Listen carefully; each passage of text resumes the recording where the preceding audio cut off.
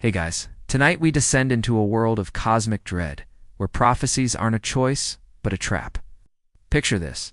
You're huddled in a small wooden longhouse, the bitter wind howling outside, the kind of wind that carries the whispers of giants and the scent of an apocalypse. You clutch your horn of mead, but the warmth doesn't reach your bones. You know it's coming. The final battle, Ragnarok? The twilight of the gods? You've heard the stories of the great wolf Fenrir, his jaws wide enough to swallow the world. And the Midgard serpent Jörmungandr, a beast so vast it encircles the entire earth. But what if I told you they were just the warm-up act? The forgotten monster of Ragnarok isn't a wolf, or a serpent, or even a fire giant. It's something far, far worse, a creature so horrifying, so utterly unhinged. The gods themselves tried to erase it from history. And you, sitting there in the dark, might just be one of its forgotten victims. So, before you get comfortable, take a moment to like the video and subscribe, but only if you genuinely enjoy what I do here. Now, dim the lights. Maybe turn on a fan for that soft background hum, and let's ease into tonight's journey together. Our story begins not in the halls of Asgard, but in the swirling primordial nothingness that existed before the universe. This was the Ginnungagap, the yawning void, a place of infinite cold and absolute silence. It's a core concept in Norse cosmology, a kind of cosmic womb from which all creation would eventually burst forth. On one side was the fiery realm of Muspelheim, a land of burning heat and glowing embers, guarded by the fire giant Surtur. On the other, the frozen expanse of Niflheim, a world of thick mists and ice. When the two forces met in the middle of the Ginnungagap, they didn't just clash, they birthed something. Not the gods, not the first human beings, but a colossal, grotesque being named Ymir. He was the first of the Jotun, the giants, and his body was a universe in itself.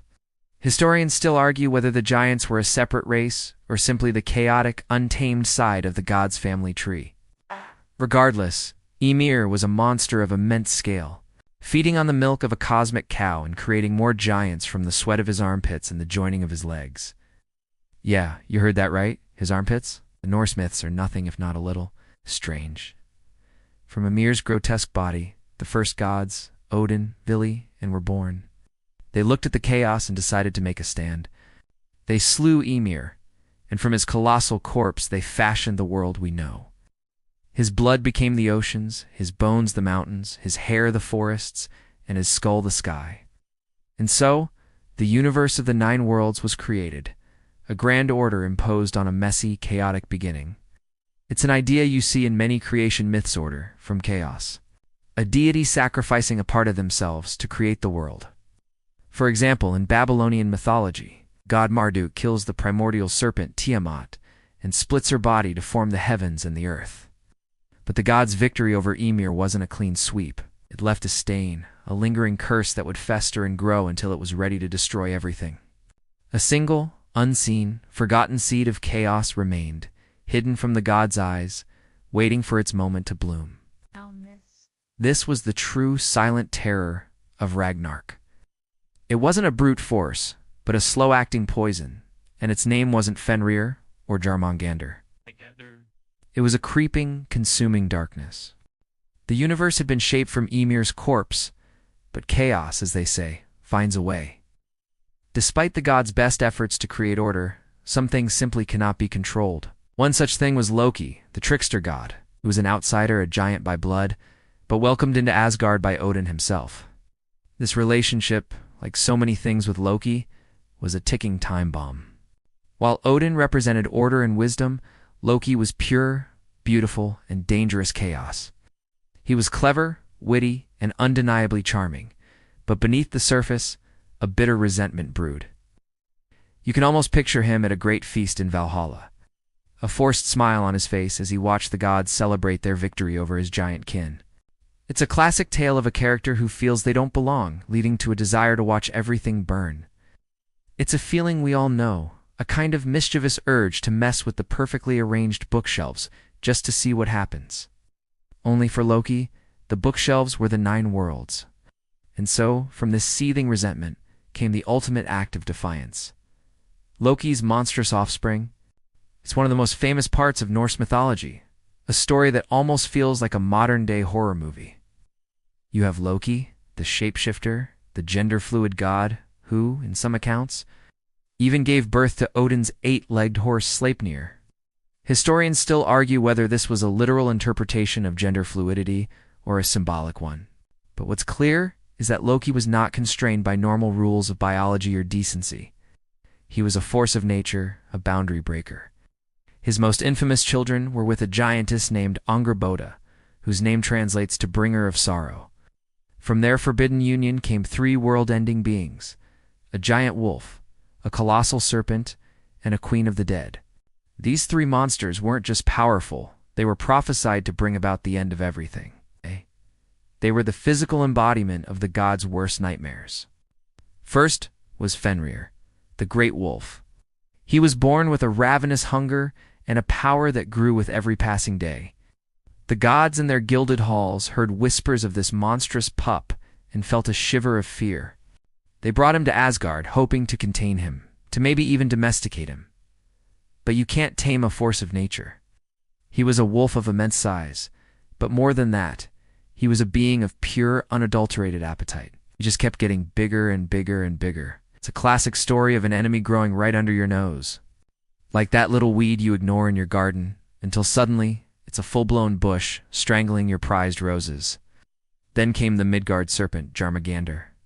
He was born so massive, so incomprehensibly large, that Odin himself had to cast him into the great ocean that encircled the human world. And there, in the depths, he grew until he was able to wrap his body completely around the earth and bite his own tail.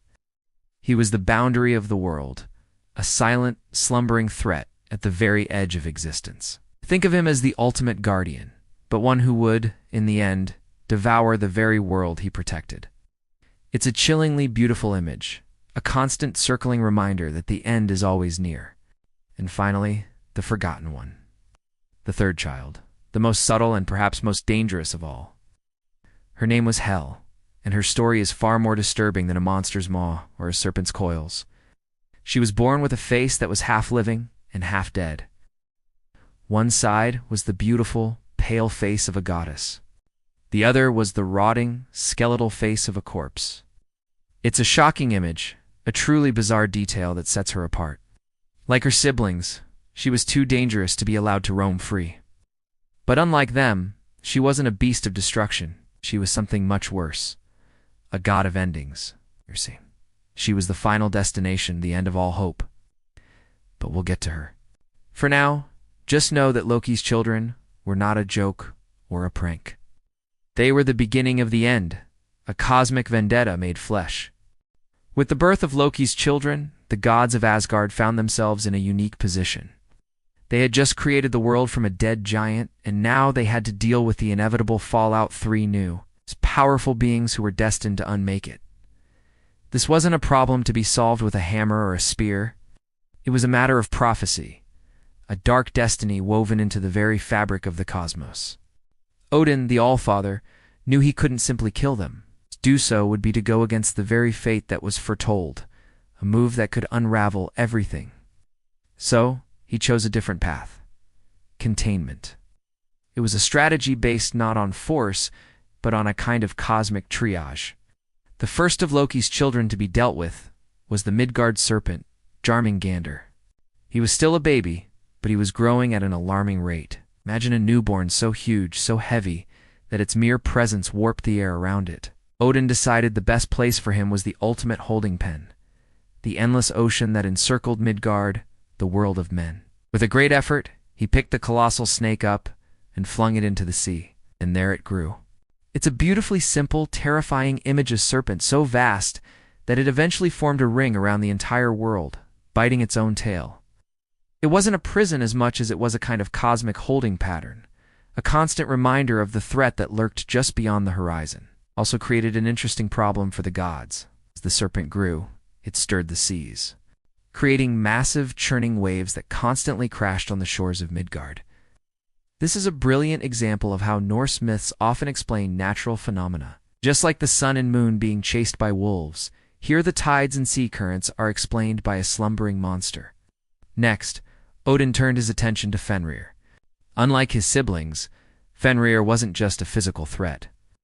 He was a psychological one. The gods brought him to Asgard, believing they could tame him, or at least keep him close. The only god brave enough to feed him was the war god Tyr, who would place his hand deep into the wolf's mouth to show a kind of feigned trust. It's a powerful scene. But Fenrir just kept growing.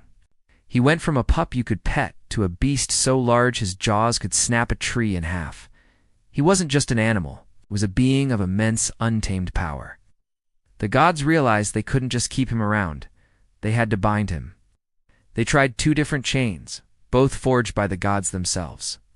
The first was called Lighting, and it was as thick and heavy as an iron anchor chain. The gods challenged Fenrir, taunting him, telling him he couldn't break it. And with a single massive strain of his muscles, he did. He broke Lighting as if it were a thread. The second chain was even stronger, called Drami. It was heavier, thicker, and reinforced with a kind of godly magic. Again, they challenged him. Again, he snapped it with ease. It's a testament to his sheer unbridled power. Historians still debate whether these events were literal or allegorical, symbolizing the futility of trying to control a force of nature. For a people living in a harsh, untamed land, this story would have resonated deeply. After 2 failures, the gods turned to the dwarves, master smiths and crafters. They commissioned a chain unlike any other, one that wouldn't rely on physical strength, but on a kind of magical paradox. They needed a chain that was unbreakable, yet as light as a ribbon. The dwarves in their deep, dark forges created Gleipnir. Its ingredients were not iron or steel, but bizarre, esoteric things. The sound of a cat's footfall, the beard of a woman, the roots of a mountain, the sinews of a bear, the breath of a fish, and the spittle of a bird. Just think about that for a second. The sound of a cat walking, a woman's beard. The Norse mind was a strange and wonderful place. It's a whimsical list of impossibilities. A way of saying that the only thing that could bind this beast was something beyond the mortal or divine imagination. It was a chain made of nothing, and therefore it could not be broken by anything. It was a brilliant, almost cruel trick. And with this ribbon, they approached Fenrir one last time. The gods had tried to bind the great wolf Fenrir with chains of iron and steel, but he had snapped them as if they were threads. Now they had Gleipnir, a ribbon as light as air, but forged from impossible things. They approached Fenrir with it, and this time the wolf was suspicious. He wasn't a mindless beast. He was a child of a trickster god, and he could smell the deception in the air. The gods, with their usual bravado, challenged him to break this flimsy-looking cord, claiming it was a new game. Fenrir looked at the ribbon, then at the gods' smug faces, and a low growl rumbled in his throat. He knew it was a trick. He said he would not allow himself to be bound by such a thing unless one of them placed their hand in his mouth as a sign of good faith. The gods looked at each other, and a silence fell over the glade. No one dared. To place your hand in the jaws of a beast that could snap the world in 2 was a fool's errand. But one god stepped forward. Tyr, the brave god of law and heroic glory. He was known for his courage and his sense of honor. He strode forward, and without a moment's hesitation, placed his hand deep into Fenrir's mouth. It was a final, desperate gamble. Fenrir, perhaps surprised by the gesture, allowed the gods to wrap the ribbon around him. He felt the light chain tighten, and a cold dread pass through him. With a mighty heave, he strained against the cord.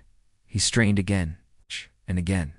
But the more he struggled, the tighter Gleipnir held. It was a trap, a magical net that could not be broken by force. The gods, seeing their victory, let out a great cheer and laughed with relief. But their laughter died in their throats as they looked at the wolf. Fenrir's eyes, once just a little bit hungry, now burned with pure, unadulterated fury. He realized he had been tricked, betrayed by the very gods he had trusted. And in a final, savage act of defiance, he bit down. Tyr's hand was severed at the wrist. The god of honor lost his right hand to the beast he had tried to bind. It was a horrific, bloody moment, but it also cemented a profound truth about the gods. They were willing to sacrifice one of their own to preserve their world. It's a powerful metaphor for the cost of maintaining order. Historians still argue whether Tyr's sacrifice was a testament to his noble character or an example of the god's cold, utilitarian cruelty. Either way, it left a permanent mark on both the god and the mythological landscape. Tyr would forever be known as the one-handed god, and Fenrir would forever be bound, a silent, seething promise of vengeance. The gods took Fenrir to a lonely island, far from Asgard, and fastened Gleipnir to a large rock. They drove a sword into his mouth, its hilt against his lower jaw, and its point against his upper. It was a bizarre and cruel punishment, meant to keep his mouth open so he could not bite. But it was also what caused his drool to become a river, the river named, or hope in Old Norse, flowed from his mouth and became a physical reminder of the hope the gods had in keeping him bound. But the Norse mind, always so full of poetic dread, knew it was a fool's hope. The prophecies had foretold that on the day of Ragnarok, the sword would fly from his mouth, the chains would shatter, and he would run free, his jaws wide open to swallow the sun, the moon, and ultimately Odin himself. The Norse believed in an inevitable final end. There was no escaping it. Fenrir was a constant ticking clock, a reminder that their time was finite. His silent rage, his furious drool, and the one-handed god who visited him were all signs that the end was coming. And there was nothing anyone could do to stop it. He was more than a beast. He was the physical embodiment of the god's broken promise and the futility of trying to escape fate. He was the most important beast of the apocalypse, but he was not the only one. It was just the one who was waiting. The gods had successfully trapped Fenrir, the great wolf, but they weren't out of the woods yet. Remember Loki's other two children? We've talked about the Midgard serpent Jörmungandr, who was cast into the sea. Now imagine you're a god like Thor, whose entire identity is based on strength, courage, and a powerful hammer. You're not the type to sit around and wait for fate to unfold. You want to face your enemies head-on. And Thor had a very personal, very epic rivalry with the Midgard serpent. This wasn't just a random prophecy. It was a cosmic grudge match waiting to happen. The story of Thor and the serpent is a classic in Norse mythology, but the forgotten part is how it wasn't a single epic battle, but a series of encounters that would define the god of thunder. The first and most bizarre of these encounters is the story of Thor's fishing trip. This wasn't a quiet afternoon with a rod and reel. This was Thor, in his full, unbridled glory, deciding to go monster fishing with a giant named Hymir. You can almost picture the scene. Thor, the epitome of raw power, sitting in a small boat with a giant, a bizarre buddy comedy waiting to happen. The details of this myth are so specific and odd, it's hard not to be captivated. Thor, in a moment of pure genius, decided to bait his hook with an ox's head. It's not a worm or a small fish, but an entire ox's head. This is the kind of over-the-top, slightly ridiculous detail that makes these myths so compelling. It also tells you something about Thor's mindset. He wasn't fishing for a trout. He was fishing for something immense, something monstrous. Hymir the giant was utterly terrified by the bait. He knew what kind of creature a god with an ox head on a hook was trying to catch. He begged Thor to stop, to turn back, to not disturb the slumbering beast. But Thor, being Thor, ignored him completely. He rowed the boat far out into the open sea, right over the spot where the Midgard serpent was said to be resting at the bottom of the ocean, cast his line, and it wasn't long before he felt a tug. And it wasn't a small tug. It was a monstrous, earth-shaking pull that nearly yanked Thor out of the boat. He stood up, his feet planted firmly on the floorboards, and pulled. He pulled with all the might of a god, his knuckles turning white as he strained against an unseen force. On the other end of the line was Jörmungandr. He had taken the bait. It was an iconic scene described in the ancient texts with a kind of poetic ferocity. The serpent, feeling the hook in its gums, thrashed in the deep, its massive body creating tidal waves that crashed against the distant shores of Midgard. The water turned black with poison and bile. Thor, with his godly strength, pulled the serpent closer and closer to the surface. He was locked in a cosmic tug-of-war. Hymir, seeing the terrifying head of the serpent rise from the waves, was so overcome with fear that he went from a terrified passenger to a proactive coward. He took a knife and, in a moment of sheer panic, cut Thor's fishing line. The serpent was freed. It sank back into the murky depths, its roar a silent, terrifying promise of a future confrontation. Thor, in a fit of rage, threw his hammer after the retreating beast, but it was too late. He had lost his chance. He also, in a fit of less productive rage, punched Heimer so hard he flew out of the boat. It's a hilarious and surprisingly human moment for a god. Historians still argue whether Thor truly missed his chance to kill the serpent, or if this was simply a way to emphasize the futility of trying to escape fate. The myth teaches us that even the most powerful god can be foiled by a frightened giant. It also established the ultimate rivalry. Thor and the serpent had now faced each other, and neither had won. Their final, fateful meeting was simply postponed. It was a ticking clock, another promise that Ragnarok was not an if, but a when. Thor's failed fishing trip was a moment of deep cosmic embarrassment. He, the great protector of Asgard and Midgard, had been defeated not by the serpent itself, but by the cowardice of a giant and a simple broken line. It was a humiliating moment, a testament to the idea that even gods are bound by the whims of fate and the actions of others. But this wasn't the end of the story for Thor and the serpent. Their destined, final battle was still to come. This was just the prelude, a cosmic trailer for the main event. And it was a necessary piece of the puzzle, a way for the prophecy to be fulfilled, a way for the universe to align itself for its own destruction. But let's pivot for a moment from the two great beasts to the third, and perhaps most unnerving, of Loki's children. Hel, unlike her brothers. She wasn't cast out for being a physical threat. She was a silent, creeping terror. Odin, looking at her half-living, half-corpse face, knew she couldn't be trusted. But he also knew she had a role to play. He wasn't a god of cruelty. He was a god of order, so he cast her into the underworld to be the ruler of the dead, but not all the dead. She was given dominion over those who died of sickness, old age, or a lack of valor. It was a place for the dishonored, the unheroic.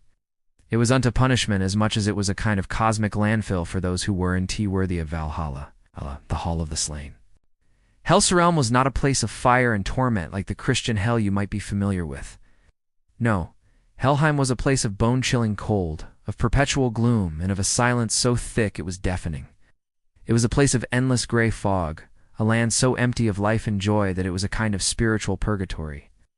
The souls there weren't tortured by fire or demons. They were tortured by the sheer, unending monotony of their existence. It was a land of quiet despair. You can almost feel the chill in the air, a kind of metaphysical cold that sinks into your very bones. This is a brilliant and very different take on the afterlife, and it reveals something fascinating about the Norse worldview. For them, the worst fate wasn't fiery agony, but a slow, silent fade into nothingness. It was a land without purpose, and for a culture that valued epic deeds and grand battles, that was the ultimate horror. The path to her realm was guarded by a terrifying hound named Garm, a dog who howled with a sound that could shake the very foundations of the world. It was a journey with no return, a place of no hope. It was also an important part of the Ragnarok prophecy. Ow. On the day of the final battle, Hel would not remain a passive ruler. She would lead an army of the dishonored dead, an army of the unheroic, to fight against the gods. Imagine that. A silent, zombie-like horde marching on Asgard, not for glory, but out of a kind of listless, empty rage. This is a very quirky and fringe tidbit of the myth. The idea that the bad guys of the apocalypse weren't just the giants, but a legion of the forgotten. It adds a whole new level of cosmic horror to the story. The three children of Loki, Fenrir, Jörmungandr, and Hel represented a complete breakdown of the cosmic order. The wolf was a primal, uncontrollable force.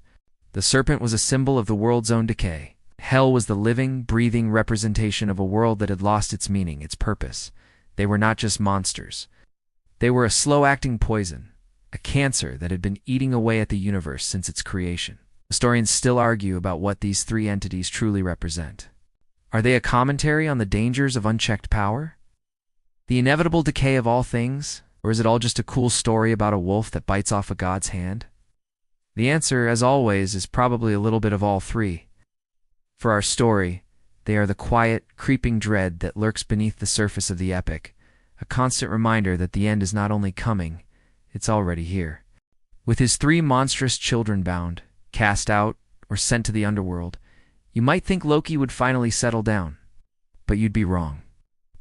Loki's mischief wasn't just a series of pranks. It was a cosmic demolition project. He was a force of entropy.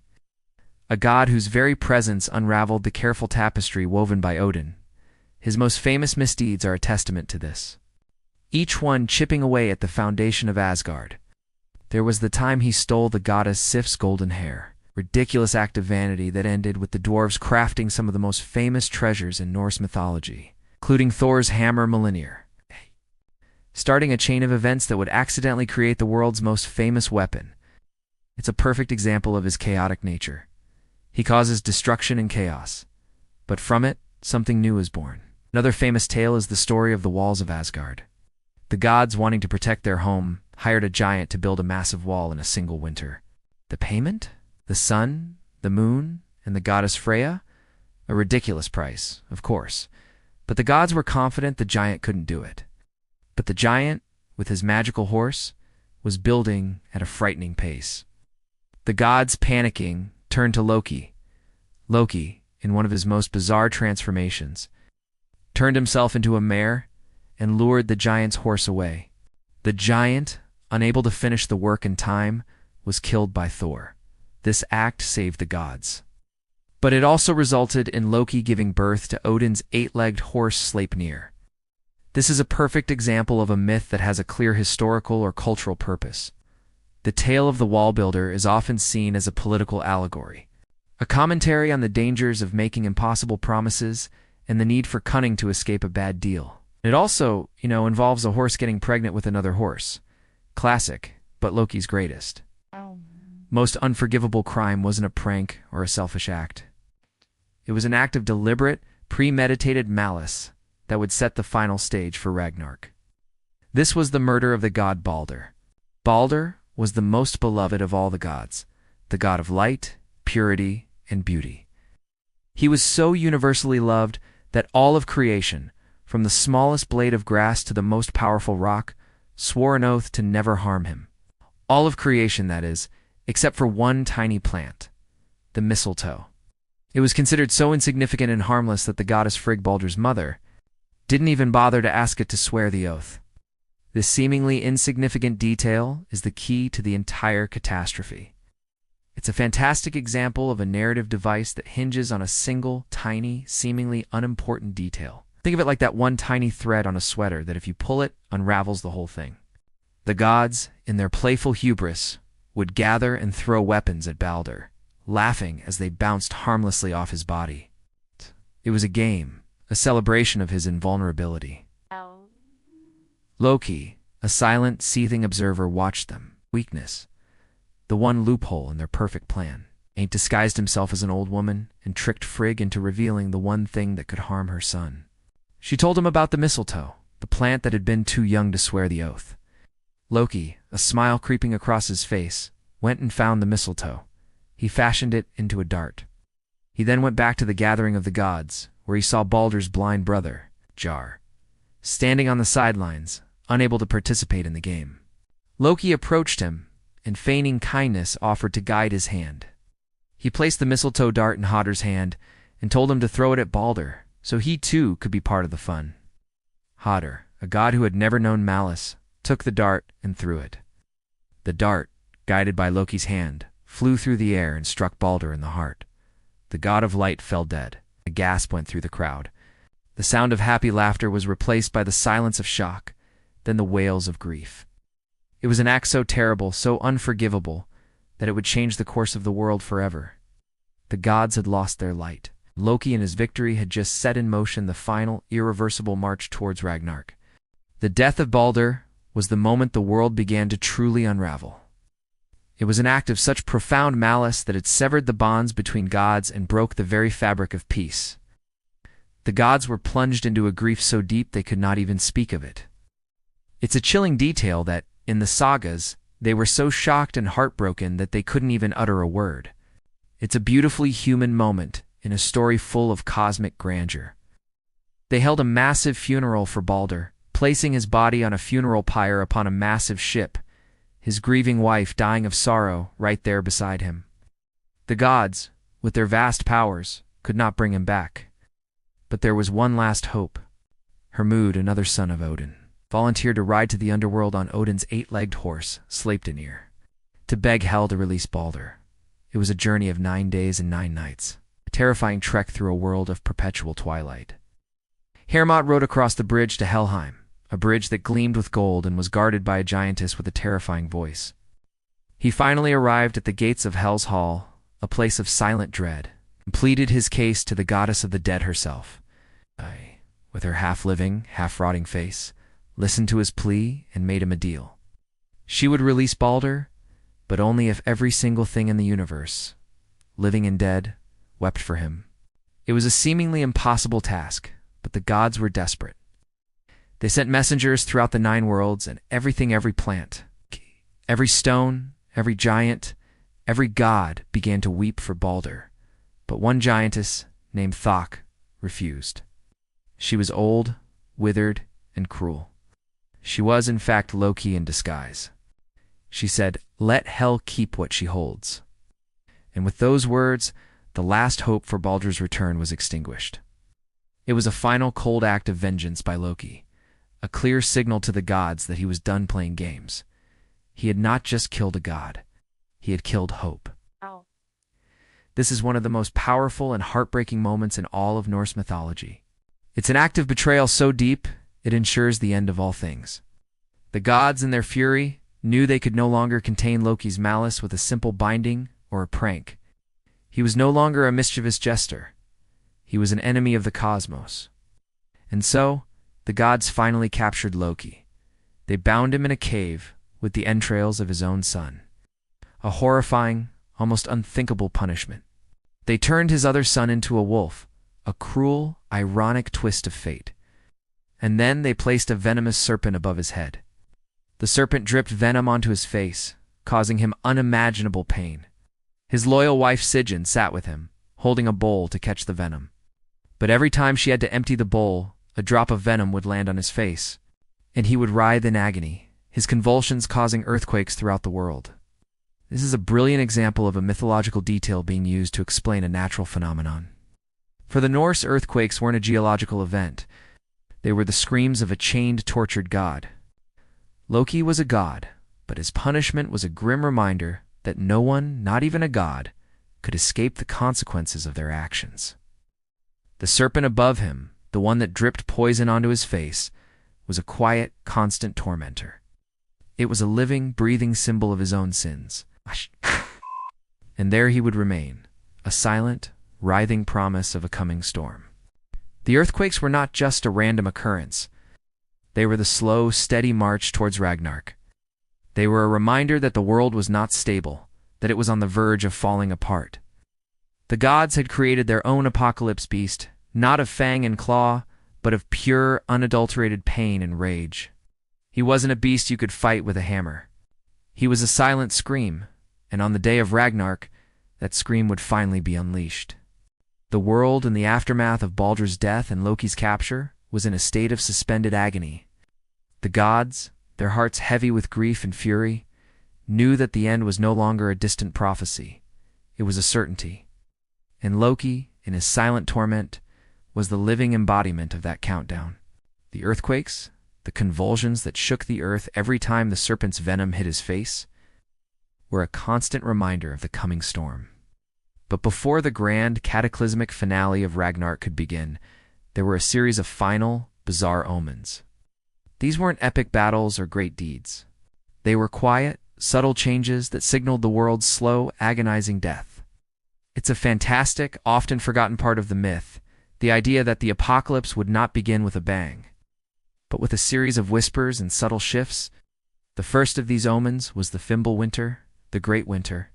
The prophecies foretold that 3 years of brutal, unending winter would descend upon the world with no summer in between. It wasn't just cold, but it was a kind of existential chill that seeped into everything. Crops failed, rivers froze solid, and the very air was so thick with frost that it was hard to breathe. For a people who lived in a cold climate, this was a terrifying prospect. It wasn't a fun, cozy winter with hot cocoa. It was a world-ending blizzard that lasted for 3 years. It's a historical fact that the Norse people's lives were defined by the seasons. A disruption of this cycle would have been a profoundly terrifying concept.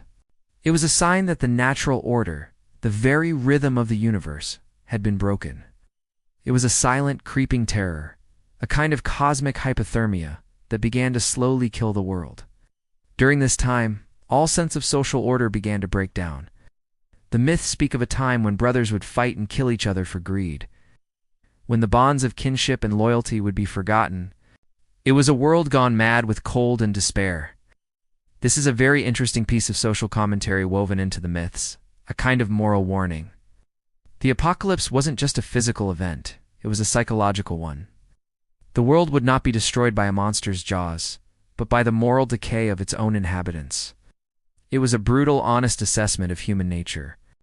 You can almost imagine the scene. A desperate family huddled around a dying fire, their faces gaunt, their eyes filled with a kind of resigned terror.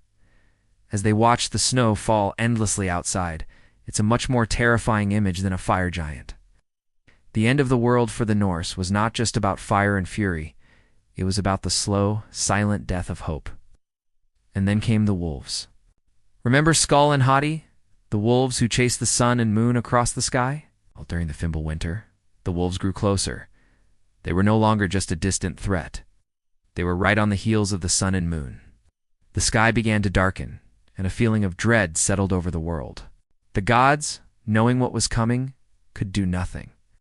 They had created this problem, and now they had to live with the consequences. The wolves were the final physical sign that the end was near. It was a sign that the gods' power was fading, that the delicate balance of the universe was about to shatter. The sun and moon, the very sources of warmth and light, were about to be consumed. Historians still argue about what these wolves truly represent. Are they a symbol of the ever-present threat of chaos?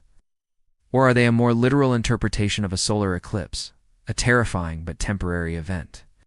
For our purposes, they are a powerful symbol of the universe's slow, agonizing death. They are a reminder that the forces of destruction are always there, just waiting for their moment to strike. And on the day of Ragnarok, that moment would finally come. The wolves would finally catch their prey. And with their victory, the world would be plunged into a darkness that would never end. It was the end of all light, the final, permanent end of a world that had lost its warmth. The world was dying, not with a bang, but with a whimper. The Fimbulwinter had frozen the rivers, starved the land, and driven men to turn on one another. The sky, once a brilliant blue, was now a perpetual twilight as the sun and moon-chasing wolves, Skull and Hati, grew ever closer. The gods, from their great halls in Asgard, could do nothing but wait. They had a prophecy, a contract with fate that they could not break. Loki was chained, his sons were dead or turned into wolves, and the great beasts of the apocalypse were now loose or just on the horizon. The world was on a slow, agonizing slide toward its inevitable end. And then, a sound. A single, piercing note that cut through the endless gloom and ice. It was the sound of Jallarhorn. Heimdall, the lone sentry of Asgard, the one who stood watch at the Bifrost, the Rainbow Bridge, had seen it all. He was the most vigilant of the gods, the one with hearing so sharp he could hear the grass grow and the wool on a sheep's back. He was the one who saw the subtle shifts, the slow-motion collapse of the world. And when he saw the first of the giants, the first of the great armies beginning to march, he did not hesitate. He took his horn, Jallarhorn, and blew a single, earth-shattering note. It was a sound so loud, so profound, that it echoed throughout the 9 worlds. It was a call to arms, a final warning to all creation that the end had begun. It was the most important sound in all of Norse mythology. A call that could not be unheard. Sound of the horn was the first shot in the final war. It was the moment when the silent, creeping dread of the Fimbulwinter was replaced by the thunderous roar of battle. It was the end of waiting and the beginning of fighting. It was a sound that told the gods to prepare for their final battle. A sound that told the giants their long wait was over. And it was a sound that told the souls of men in Midgard to seek shelter. For the great armies of the gods, the giants, and the dead were about to clash in a conflict that would destroy everything. It's an incredible scene, a single horn call that sets off a chain of events that will end the world. It's a powerful example of a historical fact, the sound of a war horn, being used in a mythological context to signify the ultimate conflict. The first to respond to the call of the Jallarhorn were the giants. They gathered on the plain of Vigrid, a massive field said to be 100 leagues long and wide, a battlefield so immense it could contain all the armies of the cosmos. The frost giants, led by the fire giant Surtur, marched from the south. The fire giants, with their swords of flame, marched from the north. The ship Nagalfar, a vessel made entirely from the fingernails of the dead, sailed from the north, carrying a host of giants and monsters. It's such a bizarre detail, a boat made from human fingernails. It's a very weird but very Norse kind of horror. And at the helm of this ship, freed from his chains, was Loki himself. He wasn't just a passenger. He was the captain, the one who had finally unleashed his vengeance on the world that had tortured him. His presence at the head of this army was the ultimate irony, the final betrayal. The gods had been so busy fighting against the giants and monsters, but the real enemy had been in their midst the entire time, their own adopted son. And now he was leading a legion of his own to destroy them. It was a moment of profound despair for the gods. They had made a monster of their own, and now that monster had returned to destroy them. And with Loki, from the silent gloom of Helheim, came a final forgotten army, the dead. The sound of Heimdall's horn had echoed across the cosmos, but it was not just a call for the gods. It was a summons for the forces of destruction. The giants, led by the fire giant Surtur, were marching from the fiery realm of Muspelheim, their flaming swords casting a hellish glow on the landscape. But the most terrifying of all the armies was one that nobody had considered. It was not a legion of giants or monsters, but an army of the dead. These were the souls of the dishonored, the ones who had died of sickness, old age, or betrayal. The souls who had been cast into the desolate, freezing realm of Helheim. And at the head of this army was their queen, Hel, the half-living, half-corpse daughter of Loki. She had not been cast out for her brute strength, but for her quiet, chilling power over the realm of the silent dead. Her army was a silent one, a legion of pale, ethereal figures who marched with a quiet, horrifying purpose. They weren't fighting for glory or for vengeance, but because it was their fate. They were the forgotten victims of the world, and they were here to see it end. It was a truly terrifying concept, a kind of cosmic justice delivered by those who had been wronged. This is a brilliant example of a mythological detail that adds a layer of psychological horror to the story. The gods had been so worried about the big, loud monsters that they forgot about the quiet, creeping ones. The great plains of Vigrid, a battlefield 100 leagues wide and long, became the stage for the final act. The giants, led by Loki, the great wolf Fenrir, and the silent army of the dead, gathered on one side. The gods, the heroes of Valhalla, and the spirits of the glorious dead gathered on the other. It was a clash of titans, a battle of cosmic proportions. The sun and moon had finally been devoured by the wolves, plunging the world into a perpetual twilight, a fitting backdrop for the end of all things. The stars began to fall from the sky like cosmic tears. The first to fall was Odin himself. He, the Allfather, the Wise One, was fated to fall to the very beast he had tried to bind, the great wolf Fenrir. In the battle, Fenrir's chains, the seemingly unbreakable Gleipnir, would finally snap. He would run free, his jaws wide enough to swallow the world. And with a single massive bite, he would swallow Odin whole. It was a devastating moment, the death of the king, the end of the very god who had tried to prevent this from happening.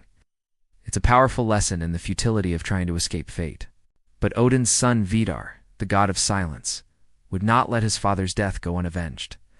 Vidar had a special boot, one made from all the scraps of leather that shoemakers had ever thrown away. It was a testament to the idea that even the most useless things have a purpose. He placed this boot on Fenrir's lower jaw, and with a mighty heave, he tore the wolf's mouth in two.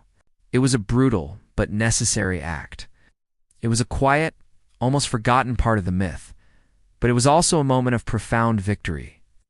Vidar, the silent god, had done what no one else could do. He had avenged his father and killed the beast who had been the god's greatest fear. The battle raged on. Thor, the mighty god of thunder, finally came face to face with his fated foe, the Midgard serpent, Jörmungandr. This was the moment they had been waiting for. The ultimate clash between the protector of the world and the beast that was fated to destroy it. Thor, with his hammer, Mjolnir, and the serpent, with its fangs full of poison, began their final epic dance. It was a battle so fierce it would shake the very foundations of the world. And in the end, Thor would finally kill the serpent. But it would not be a victory. It would be his final act. Thor, the mighty god of thunder, finally came face to face with his fated foe, the Midgard serpent, Jörmungandr. This wasn't just a battle. It was the culmination of a cosmic rivalry that had begun with a failed fishing trip and had now come to an epic world-ending climax. The sky, already dark from the sun's demise, was lit by the flashes of lightning from Thor's hammer, Mjolnir. The sea, whipped into a frenzy by the serpent's thrashing, boiled and frothed. It was a battle of raw power against primal chaos. Thor, with his immense strength, stood his ground, a true warrior to the very end. The serpent, with its fangs full of venom, was the embodiment of the world's decay, a silent poison that was finally unleashed. It was a duel for the ages, a true clash of titans. Thor swung his hammer, Mjolnir, and struck the serpent a mighty blow. The sound was so immense it was said to have shaken the very foundations of the cosmos. The serpent, in a last act of defiance, spewed a torrent of its foul, black poison all over the world. It was a final, venomous curse, a blanket of death that would cover everything. And then, with a final massive blow, Thor killed the serpent. But it was not a victory. It was a Pyrrhic one. The serpent's poison, a toxic cloud of death, had already begun to seep into Thor's body. He had killed the monster, but the monster had, in turn, killed him. He would only walk 9 steps before he, too, would fall dead, a god consumed by the very evil he had fought so hard to defeat. The story of Thor's death is a powerful and tragic one. He, the great protector, was not killed by a superior force, but by the slow, creeping poison of his own victory. It's a beautifully grim end for a hero. It also tells us something profound about the Norse worldview, that even victory comes at a cost, that no one, not even a god, can escape the finality of death. Historians still argue whether this was a literal interpretation of a poisoned god or a symbolic one, representing the idea that fighting a war, even a righteous one, can slowly poison the soul. Either way, it's a gut-wrenching moment. The protector of Asgard and Midgard was gone, and the world was left defenseless. The death of Thor was a sign that the end was near. The gods were falling one by one. Freyr, the god of fertility and peace, fell in a duel with the fire giant Surtur. The god of light, Baldur, was already dead. The gods of law, honor, and thunder were now gone. The battlefield of Vigrid was a scene of utter chaos, a place of death and destruction. The giants, led by the fire giant Surtur, were now marching on Asgard, their flaming swords held high. Surtur, a being of pure, unadulterated fire, was the final instrument of destruction. He had waited since the beginning of time for this moment, and now he would unleash his fury. Surtur was not just a warrior. He was an elemental force. His sword, a blade of pure flame, was a world-ender. He had been a silent, terrifying presence at the edge of the world since the beginning of creation. And now he was here to finish what he had started. He would not just defeat the gods. He would consume their world in fire. He was the ultimate unmaking force, the final inevitable end. And as he marched, he left a trail of fire and destruction in his wake, a world consumed by its own final fiery breath. This was the true final and most terrifying apocalypse beast of all. He wasn't just a monster. He was a cosmic force of nature, and no one could stop him. The gods had fallen, the world was in a state of chaos, and the last of the great apocalypse beasts had finally arrived. This was Surtur, the fire giant, who had waited at the fiery edge of the cosmos since the dawn of time. He was not just a warrior, but a force of nature, the very embodiment of fire and destruction. He came with a flaming sword that blazed brighter than 1,000 suns, and as he strode across the battlefield of Vigrid, the very air ignited. He was the end of all things, the final cataclysmic act of Ragnarok, His presence was so terrifying it was said that his very footsteps left a trail of molten earth in his wake. The final battle had been fought, and the gods in their last stand had fallen. The field was littered with the bodies of the heroes of Valhalla, the giants, and the fallen gods themselves. But the end was not yet complete. Surtur's purpose was not just to defeat the gods, it was to unmake the world. He was the final fiery cleanser, a being whose sole purpose was to burn away the old, to make way for the new. With his flaming sword, he set the world on fire. It was a conflagration of cosmic proportions, a fire that would consume all of creation. The great tree, Yggdrasil, the ash tree that connected all 9 worlds, would burn. Its branches, which had reached to the heavens, would now be engulfed in a final, fiery embrace. The fire raged for what felt like an eternity. It consumed the gods' halls, the world of men, the realm of the elves, and the silent, desolate underworld of Helheim. It was a cleansing fire, a kind of cosmic reset button. Everything was turned to ash and embers, a world erased by its own final breath. It was a brutal but necessary end. The myths tell us that the fire would be so intense that even the very seas would boil and the sky would turn to a burning scarlet canvas. It's a terrifying image, a world in its death throes, but it's also a powerful one. It's a testament to the idea that some endings are so grand that they are as epic as the beginnings they destroy. But the fire, for all its destructive power, was not a final act. It was a prelude. It was the end of one world, but it was also the birth of another. In the midst of all this destruction, a few select beings managed to survive. It's a key part of the myth, a small whispered hope in the midst of all this destruction. A man and a woman, Enrosser, had hidden themselves in the great world tree, Yggdrasil. They had survived by hiding in its trunk, nourished by the morning dew. This is a brilliant and beautifully simple detail, the idea that a new humanity would spring from the ashes of the old. The final silent part of the myth is the aftermath. After the fire had burned itself out, after the seas had boiled, after the world had been consumed, all that was left was a vast, empty void. But from this void, a new earth would rise from the waters. A world green and fertile, a world untouched by the sins of the old. It was a world of new beginnings, a silent, peaceful landscape waiting for its new inhabitants. It was the end of one story, but it was also the beginning of another. The Norse Apocalypse was not a final end, but a cyclical one. It was a cycle of death and rebirth, a promise that even from the most epic of ends, a new beginning will always arise. The world was a silent, empty canvas. The fire of Surtur had burned itself out, and all that was left was a vast, desolate sea. The ashes of the old world settled to the bottom of the water, and for a time there was nothing but silence. But from this void, the myths tell us, a new world began to rise. A new earth, green and fertile, emerged from the waves, a silent, beautiful island of hope in a sea of nothingness. The sun and moon had been devoured, but the prophecy tells us that they had each given birth to a daughter before they were consumed. And these new brilliant children would now take their mother's place in the sky, bringing a new light to a new world. A new sun and a new moon, a new dawn for a world reborn. It was a beautiful, powerful image. It's a profound moment in the myth, the idea that even from the most complete and utter destruction, life can find a way. It's a very Norse concept of cyclical creation, a belief that the end is not really the end, but a prelude to a new beginning. It's an idea you see in many other cultures, but in the Norse myths, it's a particularly beautiful and brutal one. The world had to be completely unmade, a final, fiery death before it could be remade. And from this new world, a few select beings began to emerge. The surviving gods, a small, weary band, crawled out of the wreckage of the old world. Baldur, the god of light, who had been slain by Loki's treachery, would return from the underworld, bringing his light to a new, clean world.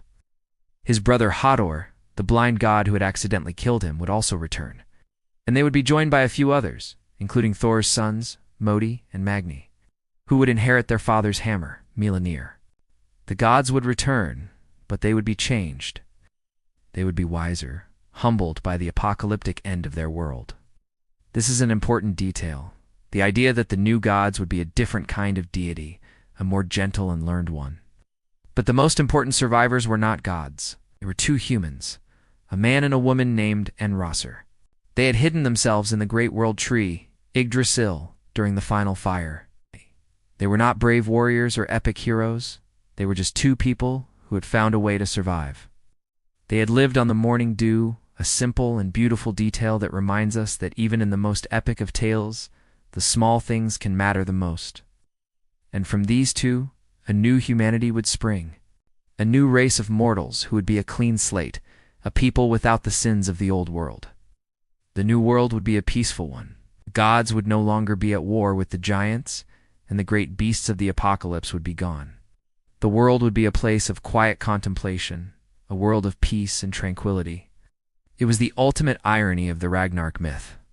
The end of all things was not a final, permanent destruction, but a brutal and beautiful prelude to a new and better world. It was a world of hope, a silent promise that no matter how bad things got, a new day would always rise. The world, in the aftermath of Baldr's death and Loki's capture, was in a state of suspended agony. The gods, their hearts heavy with grief and fury, knew that the end was no longer a distant prophecy. It was a certainty. And Loki, in his silent torment, was the living embodiment of that countdown. The earthquakes, the convulsions that shook the earth every time the serpent's venom hit his face, were a constant reminder of the coming storm. But before the grand, cataclysmic finale of Ragnarok could begin, there were a series of final, bizarre omens. These weren't epic battles or great deeds. They were quiet, subtle changes that signaled the world's slow, agonizing death. It's a fantastic, often forgotten part of the myth, the idea that the apocalypse would not begin with a bang, but with a series of whispers and subtle shifts. The first of these omens was the Fimbulwinter, the Great Winter.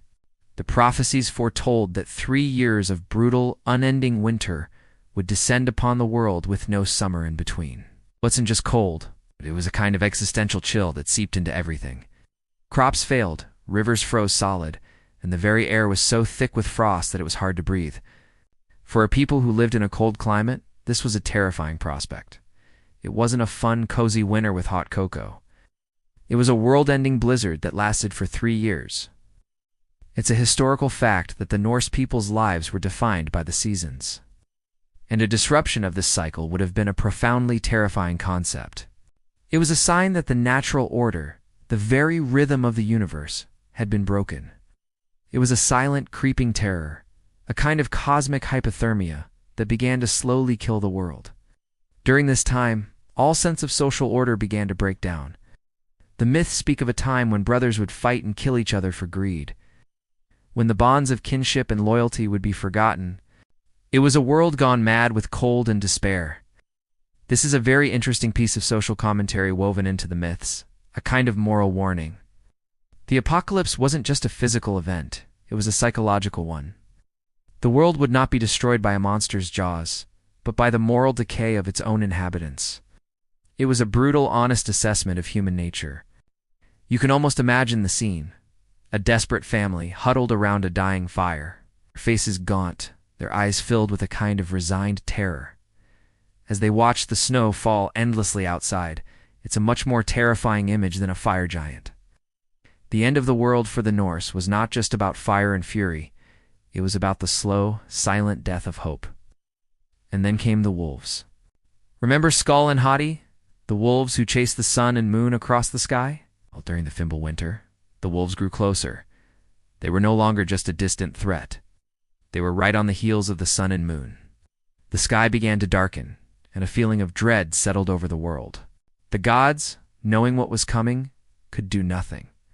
They had created this problem, and now they had to live with the consequences. The wolves were the final physical sign that the end was near. It was a sign that the gods' power was fading, that the delicate balance of the universe was about to shatter. The sun and moon, the very sources of warmth and light, were about to be consumed. Historians still argue about what these wolves truly represent. Are they a symbol of the ever-present threat of chaos? Or are they a more literal interpretation of a solar eclipse, a terrifying but temporary event? For our purposes, they are a powerful symbol of the universe's slow, agonizing death. They are a reminder that the forces of destruction are always there, just waiting for their moment to strike. And on the day of Ragnarok, that moment would finally come. The wolves would finally catch their prey. And with their victory, the world would be plunged into a darkness that would never end. It was the end of all light, the final, permanent end of a world that had lost its warmth. The world, already shaken by the final anguished convulsions of the chained Loki, began its slow, inevitable slide toward a state of cosmic paralysis. The bizarre omens had begun, and the most terrifying of all was the one that affected every living thing in the 9 worlds: the Fimbulwinter. This was not a winter of fluffy snow and holiday cheer. This was the Great Winter, a brutal and unending cold that would last for 3 years, with no summer in between. It was the complete disruption of the natural order, a sign that the cycle of seasons had been broken and could never be fixed. The air itself became a thick white fog, so cold that it burned the lungs. You could almost feel the chill seeping into the stones of the longhouse, a kind of metaphysical frost that chilled the soul as well as the body. It was a cold that meant to kill, a silent apocalypse that wasn't about a great battle, but about the slow, agonizing death of all life. The Fimbulwinter was a world ender in its own right. Crops failed. The soil turned to iron, too frozen to be tilled. Rivers and lakes, once teeming with life, froze solid, their icy surfaces a grim monument to a world that was no longer giving. For a culture so dependent on farming and the seasons, this was a profoundly terrifying concept. It wasn't a temporary hardship. It was a promise of mass starvation and death. The myths speak of people turning on each other, of families fighting over the last scraps of food, the bonds of kinship and loyalty. Once the bedrock of Norse society began to crumble under the weight of endless hunger and cold. This is an important piece of social commentary in the myth. The idea that the end of the world would not just be a grand battle between gods and giants, but a descent into moral decay among the people themselves. It's a much more grounded and unsettling kind of horror. And as the cold deepened, the subtle signs of the prophecy became clearer. Remember the sun and moon chased across the sky by the wolves, Skoll and Hati? Well, in this final winter, the wolves finally began to gain on their prey. They were no longer distant threats. Their hot breath was now a visible steam on the cold air, their hunger so palpable it filled the twilight sky with a sense of dread. The days grew shorter, the nights longer, until the sun became a mere ghost of its former self, a pale, shivering disk that provided no warmth. The moon, too, began to wane. This was the last great omen before the end. It was a silent, creeping terror, the extinguishing of the very lights that had guided the world since its creation. The Fimbulwinter was a time of cosmic despair. The gods, from their great halls in Asgard, could do nothing but watch. The world was dying, not with the roar of a great beast, but with a silent, cold whimper. It was the ultimate irony of the Ragnarok myth. The end of the world would be a long, slow fade into nothingness, a period of quiet, internal decay that would leave the world ripe for its final, fiery end. This 3-year winter was the universe holding its breath, a long pause before the final, desperate struggle. It was a time of sorrow and quiet resignation, a world waiting for its fate to arrive. And when it finally did, it would come with the sound of a horn, a call to arms that could no longer be ignored. The world, already frozen in the grip of the 3-year-long Fimbulwinter, was slowly, agonizingly dying. The social fabric had frayed, and the cold was a constant gnawing presence. But the final omen, the most terrifying of all, was unfolding in the sky. For a long, long time, the sun and the moon had been pursued by 2 relentless wolves, Skoll, which means treachery in Old Norse, and Hati, which means hate. They were the forgotten beasts of the apocalypse, not because they were small, but because their threat was a slow emotion, cosmic pursuit. They were the physical embodiment of the inevitable end of all things, the silent promise of darkness. And now, during the Fimbulwinter, their hunger had finally become insatiable. The gods from their great halls in Asgard and the humans, huddled in their freezing longhouses, looked up at the sky with a shared sense of dread. The sun, once a brilliant, life-giving orb, was now a pale, anemic disk. The moon, too, had a sickly cast to it. The wolves were gaining, could almost feel the hot breath of their pursuit, a kind of cosmic heat that contrasted with the bitter cold of the world below. This part of the myth is a fantastic example of a culture explaining a natural phenomenon, the solar and lunar eclipses. But for the Norse, these were not just natural occurrences. They were terrifying omens, signs that the forces of chaos were winning, and then it happened. On the final day of the Fimble winter, the wolves finally caught their prey. Scowl, the wolf of treachery, lunged forward and swallowed the sun whole.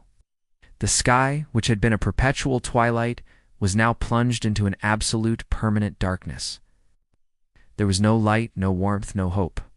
A gasp of horror went through the 9 worlds.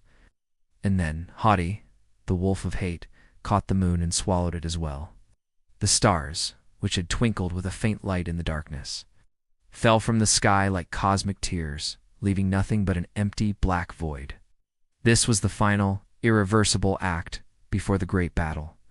The very source of life and light had been extinguished. The world was now a cold, dead place, a perfect stage for the final act of Ragnarok. It's a beautifully grim moment in the myth, a testament to the idea that some ends are so final they cannot be reversed. This was the end of the old world, the end of the gods' dominion, and the beginning of the final, desperate struggle. With the sun and moon gone, there was no more time, no more day or night. There was only the battle, a final, futile fight in the dark. The gods had been defeated by their own prophecies, and now, in the endless dark, they would make their final stand. The world was now a place of utter darkness, a cold void where the sun and moon once shone. The final silent omen had passed, and the time for battle had arrived. Heimdall's great horn, Jallarhorn, had sounded, its piercing note a final warning to the gods. And in the far corners of the cosmos, the enemies of the gods heard the call and began their terrible march. This was not a small skirmish. This was the gathering of every force of chaos and destruction for the final epic battle. First came the hosts from the north. The ship Naglay, Far, a ghastly vessel made entirely from the fingernails of the dead, was finally loosed from its moorings. It's a beautifully grotesque detail, a ship built from the unclipped nails of mortals. A testament to how even the most mundane parts of our lives can contribute to the end of the world. At its helm was Loki, the trickster god, finally freed from his chains, and now an avenging force of pure malice. He was not just a leader. He was a symbol of all the gods' failings and betrayals. With him came a host of frost giants, the Jotun, their bodies as cold and hard as the ice from which they were born. Their march was a silent, bone-chilling dread, a moving glacier of pure, destructive power. From the south, a different army came. This was a force of pure, blazing fury, a legion of fire giants. They were led by Surtur, whose name means black or the swarthy one. Surtur had been at the edge of the world, guarding the fiery realm of Muspelheim since the beginning of creation. He was the most powerful of the giants, a being of pure, unadulterated fire. His sword blazed brighter than the sun itself, and as he marched, the very ground beneath his feet turned to molten rock. His presence was not just a threat. It was a promise of complete and total annihilation. His army was one of pure, unrestrained rage. The two armies converged on the great battlefield of Vigrid, a plain said to be 100 leagues long and wide. It was a stage so vast it could hold all the armies of the cosmos. On one side stood the forces of order, the gods of Asgard, and the heroes of Valhalla. On the other, the forces of chaos, the giants, the monsters, and the dead. The sky, once a brilliant blue, was now a perpetually dark canvas for the final epic conflict. The stage was set, and the two armies faced each other. A moment of silence hanging in the air before the final world-ending battle would begin. This gathering of forces is a testament to the Norse belief that fate is an unstoppable force, that all roads, no matter how long or winding, lead to a final inevitable end. Historians still argue whether this final battle was a literal prophecy or a metaphor for the final collapse of a Bronze Age society. But for the Norse, it was a terrifying, beautiful truth. The world was now plunged into an unending darkness, a cold, desolate stage for the final act of Ragnarok. The armies of the giants, led by Loki and the fire giant Surtur, had gathered on the great plain of Vigrid. The gods, with the heroes of Valhalla, stood ready to meet them. For a moment, there was a chilling silence. the quiet tension before the storm. But then, a sound. It was not a roar or a crash of thunder. It was the sound of a horn, a single piercing note that was so loud, so profound, that it echoed throughout the 9 worlds. This was the sound of Gjallarhorn, the horn of Heimdall, the lone sentry of Asgard. Heimdall, the most vigilant of all the gods, was the one who had seen it all coming. He was the guardian of the Bifrost, the rainbow bridge that connected the world of men to the home of the gods.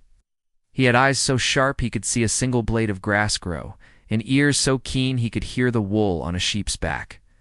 For a very long time, he had been a silent observer, watching the slow, agonizing decay of the world. He had seen the Fimbulwinter, the sun and moon being devoured, in the gathering of the final armies. But now, seeing the forces of chaos gathered and ready to march on Asgard, he knew that the moment for silent watching had passed. He took his horn, Gjallarhorn, and blew a single, earth-shattering note. It was a sound so loud it was said to have reached the deepest pits of Helheim and the highest peaks of the giant lands. It was a call to arms for the gods, a final, unequivocal warning that the end had begun. It was also a signal to the heroes of Valhalla that their time of feasting and training was over, and their purpose had finally arrived. This was not a call for a strategic battle. It was a call for a final, glorious, and ultimately futile fight. The sound of the horn was the first shot in the final war. It was the moment when the silence was replaced by the thunderous roar of battle. It was the end of waiting and the beginning of fighting. It was the sound that told the gods to prepare for their final battle, a sound that told the giants their long wait was over. And it was a sound that told the souls of men in Midgard to seek shelter. For the great armies of the gods, the giants, and the dead were about to clash in a conflict that would destroy everything. This grand climatic moment is a testament to the Norse belief that even in the face of inevitable defeat, one must stand and fight with honor. The thunderous sound of Gjallarhorn Heimdall's epic war call echoed across the blackened sky. But it was not the only sound on the wind. As the giants gathered on the great plain of Vigrid, another, more chilling force began to assemble. This was not a roaring legion of fire or a marching wall of ice. It was a silent, creeping terror. From the desolate, frigid realm of Helheim, the forgotten army of the dead began their march. This was the most unnerving force of all, a legion of souls who had died of sickness, old age, or a lack of valor, and who now marched without a single battle cry. At their head was Hel, the half-living, half-corpse daughter of Loki. She was a ruler of endings, a goddess of quiet despair. Her army was a silent one, a legion of pale, ethereal figures who moved with a kind of horrifying, listless purpose. They were not fighting for glory or for vengeance, but because it was their fate. They were the forgotten victims of the world, and they were here to see it end. It's a truly terrifying concept, a kind of cosmic justice delivered by those who had been wronged. The gods, in their gilded halls, had been so focused on the loud, obvious threats, the wolf, the serpent, the giants, that they had completely forgotten about the quiet, creeping ones. The march of this unseen cavalry was a profoundly eerie spectacle. They didn't carry swords or spears. They were a legion of apathetic souls, their faces gaunt, their eyes empty. They were the ultimate anti-heroes, a force of decay and emptiness. Their presence was a cold, soul-crushing weight, a reminder that the end was not just about a glorious battle, but about the slow, silent fade into nothingness. This is a brilliant example of a fringe tidbit of the myth. The idea that the bad guys of the apocalypse weren't just the giants, but a legion of the forgotten. It adds a whole new level of psychological horror to the story, a much more grounded and unsettling kind of fear. And with them came the ship Negev, far a vessel made entirely from the unclipped fingernails of the dead. It's a beautifully grotesque detail, a ship built from the unclipped nails of mortals, a testament to how even the most mundane parts of our lives can contribute to the end of the world. At its helm was Loki, the trickster god, now an avenging force of pure malice. His presence at the head of this army was the ultimate irony, the final betrayal. The gods had been so busy fighting against the giants and monsters, but the real enemy had been in their midst the entire time, their own adopted son, and now he was leading a legion of his own to destroy them. It was a moment of profound despair for the gods. The air was now a thick canvas of cold darkness, a fitting stage for the final act of the gods. The armies of chaos and order had met on the plain of Vigrid, and with the sound of Heimdall's horn still echoing in the void, the duels began. This was not a chaotic battle of masses, but a series of fated personal combats. It was the moment every god, every monster, and every human had been waiting for since the dawn of time. First, and most devastatingly, was the clash between Odin and the great wolf Fenrir. The Allfather, the Wise One, the leader of the gods, had a destiny he could not escape. He had tried to contain the beast with unbreakable chains, but now Fenrir was free, his jaws wide enough to swallow the world. In the epic confrontation, Fenrir charged at Odin, a primal force of fury against a god of cosmic order. The battle was short, but it was brutal. With a single massive bite, Fenrir swallowed Odin whole. The king of the gods was gone, consumed by the very beast he had helped create. Then came the fight between Thor and the Midgard serpent, Jörmungandr. This was the culmination of a rivalry that had begun with a failed fishing trip, and had now reached its final, tragic conclusion. Thor, the mighty god of thunder, wielded his hammer Mjolnir, his final defense against the world's decay. The serpent, a being of pure poison, thrashed in the sea, its body creating tidal waves that crashed against the shore. Thor struck the serpent with his hammer, a blow so powerful it killed the beast. But Jörmungandr, with its final breath, spewed a torrent of venom that covered Thor. The god of thunder took 9 steps before he too collapsed and died, poisoned by his victory. And finally, the duel between Loki and Heimdall. These two had been antagonists since the beginning, a trickster against a sentry, chaos against order. Now, on the final field, their long-standing feud came to its bloody end. They were not fighting for a throne or a world. They were fighting out of pure, unadulterated hatred. They were fated to kill each other, and they did. They were the final, symmetrical pieces of the puzzle. A final, beautiful, and terrible act of mutual destruction. The deaths of Odin and Thor were a cosmic blow. The Allfather, the king of the gods, had been swallowed whole by the great wolf Fenrir. Thor, the mighty protector, had fallen to the serpent's poison. The forces of order were in disarray, and it seemed as if the giants had already won. But the myths, ever full of surprise and quiet resolve, tell us that one god was still standing, a silent, patient warrior, who had prepared his entire life for this one moment. This was Vidar, the son of Odin. Vidar was not a god of thunder or a king of battle. He was a god of silence and vengeance, a quiet, almost forgotten figure who lived in the shadow of his more famous brother Thor. But he had a secret weapon, one that was both humble and powerful. He had a shoe, a very special shoe, that was made from all the scraps of leather that shoemakers had ever thrown away. It's a beautifully odd detail, a testament to the Norse belief that even the most useless things have a purpose. Every piece of leftover leather, every forgotten scrap, had been carefully collected and sewn into this single massive boot. It was a weapon made not of steel or magic, but of the discarded history of the world. And now, with his father dead, Vidar put his special boot to use. He looked at Fenrir, the beast who had just swallowed the Allfather. The wolf was roaring in victory, its massive jaws stained with the blood of a god. Vidar, the silent one, did not scream or rage, simply walked up to the wolf. He placed his special boot on Fenrir's lower jaw, and with his other hand he grabbed the wolf's upper jaw.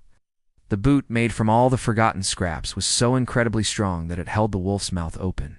Then, with a single massive heave, he tore the wolf's mouth in two, a gruesome act of poetic justice. It was a brutal but necessary act. The beast that had devoured the Allfather was now defeated by the most humble of means. Vidar, the quiet son, had done what no one else could do. He had avenged his father and killed the beast who had been the god's greatest fear. It's a powerful and often overlooked part of the myth. The idea that the greatest victory of the gods was not won with a hammer or a spear, but with a humble shoe. The battlefield of Vigrid was a scene of unparalleled devastation. Odin had fallen, swallowed by Fenrir, only for Fenrir to be torn asunder by the silent vengeance of Vidar. Thor had slain the Midgard serpent, but had succumbed to its venom. Loki and Heimdall had ended each other in a final, hateful embrace. The great gods had fallen, and with them, the order of the cosmos. Now, the ultimate agent of destruction, the fire giant Surtur, stepped forward to complete his ancient prophesied task. Surtur was not just a warrior, but an elemental force, the very embodiment of fire and annihilation. He had waited at the fiery edge of Muspelheim since time immemorial, his purpose singular, to burn away the old world. His sword blazed brighter than 1,000 suns, radiating a heat so intense it caused the air itself to shimmer and ignite. As he advanced across the devastated plain, the ground beneath his feet turned to molten rock. It was a terrifying spectacle, a god of pure, unadulterated flame marching to fulfill his destiny. With a final sweeping gesture of his flaming sword, Surtur unleashed a conflagration of cosmic proportions. This was not merely a fire. It was the great fire that cleansed the cosmos. It engulfed everything, a wall of pure destructive heat that consumed the remnants of the old world. The great ash tree, Yggdrasil, the very axis of the 9 worlds, groaned and cracked as its mighty branches caught fire. Its leaves, which had once sheltered all of creation, curled into ash. Its roots, which had delved into the deepest realms, burned to nothing. The flames roared through Asgard, melting the golden halls of Valhalla and turning the Bifrost, the Rainbow Bridge, into a cascade of burning embers.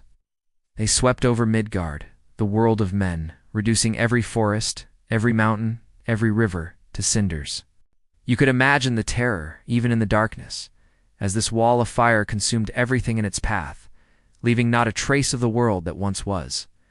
Even the frigid depths of Niflheim and the silent, gloomy realm of Helheim were not spared, consumed by the all-encompassing inferno. From Viet Tri, in Vietnam. Imagine seeing such a sky not with the gentle glow of a sunrise over the Red River, but with a terrifying, all-consuming blaze stretching from horizon to horizon. The very seas began to boil and evaporate, turning to steam that mixed with the smoke and ash, creating a suffocating fiery maelstrom. The sky turned to a burning, scarlet canvas, a grim masterpiece of destruction. This was the ultimate unmaking, a total annihilation that left no stone unturned, no life unextinguished. It was the end of all endings, a final, brutal reset button for the universe. The old world was not merely defeated, it was utterly erased, leaving behind only the memory of its existence and the promise of a quiet, empty void. The world was no more. The fire of Surtur, the great conflagration that had consumed all 9 realms, had finally burned itself out. What was left was a scene of utter desolation. The great ash tree, Yggdrasil, was gone. The golden halls of Asgard were nothing but molten slag. The very oceans had boiled away, leaving a vast, empty void where the world of men once stood. For a time, there was nothing but silence, a profound and absolute void where creation had once been. But the myths, ever cyclical and full of quiet hope, tell us that the end was not the final destination. From this empty void, a new world began to rise.